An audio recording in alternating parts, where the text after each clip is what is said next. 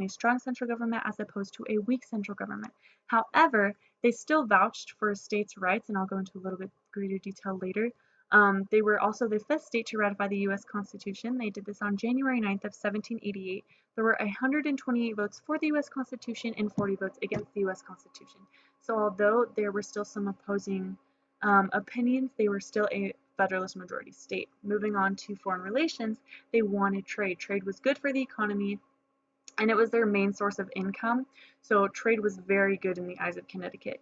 They believed that by ratifying the U.S. Constitution and forming a strong federal government, this would form ties with Great Britain and overall increase their trade relations with all European countries and improve their economy.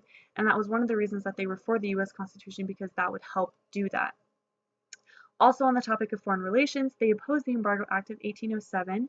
To quote, President Thomas Jefferson hoped that the Embargo Act of 1807 would help the United States by demonstrating to Britain and France their dependence on American goods, convincing them to respect American neutrality and stop impressing American seamen. So they refused the Embargo Act because they believed that it was the federal government impeding on states' rights, and this leads into Connecticut's views on states' rights. So to quote again, they held a General Assembly in Connecticut as a direct reaction to the Embargo Act, and it says, to interpose their protective shield between the rights and liberties of the people and the assumed powers of the central government. So this goes back to the line that they believed was not to be crossed between federal powers and states' powers and states' rights. They believed that the federal government should only step in when absolutely necessary. However, they still believed in a strong federal government to do so. They were the first state to justify the refusal of federal law using their states' rights, even though they still believed in a strong federal government. To kind of talk about the background of Connecticut and how religion was a in direct relation to the U.S. Constitution. After the American Revolution, they did not form a new constitution like many of the other states did. They still wanted to base their states' rights off of the foundations of Puritan belief, which is what Connecticut was founded on. It's a very religious state. Prior to 1818, church and state were very much integrated. You had to be a member of their congregational church, which is modeled after the Church of England, in order to be a Connecticut voter. Religion was law. They believed that you should believe in a supreme being and a creator if you wanted to be a contributing member to the Connecticut society.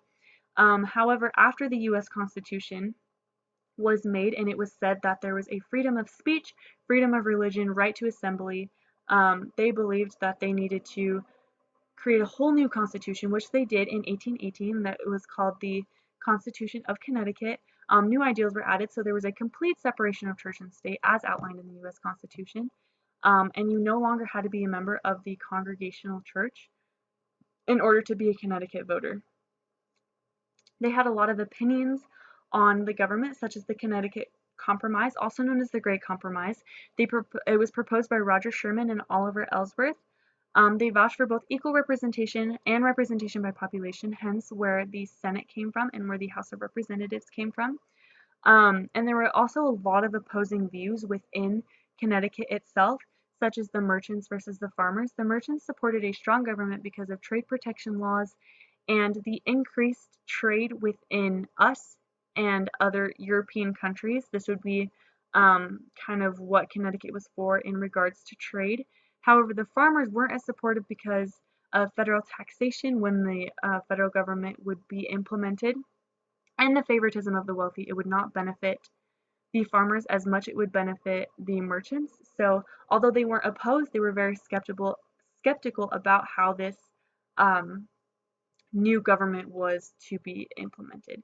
So to kind of talk about the major leaders that had an influence, Roger Sherman and Oliver Ellsworth, they were the delegates at the Constitutional Convention. They came up with the Connecticut Compromise, and they promoted peace and trade among foreign states. They were very active in explaining and telling the people of the Constitutional Congress about peace and foreign relations. Also, George Washington, they supported him and his federal decisions. And then Thomas Jefferson, they were clearly against him because of the Embargo Act and because of all of the things he tried to pass while he was in office.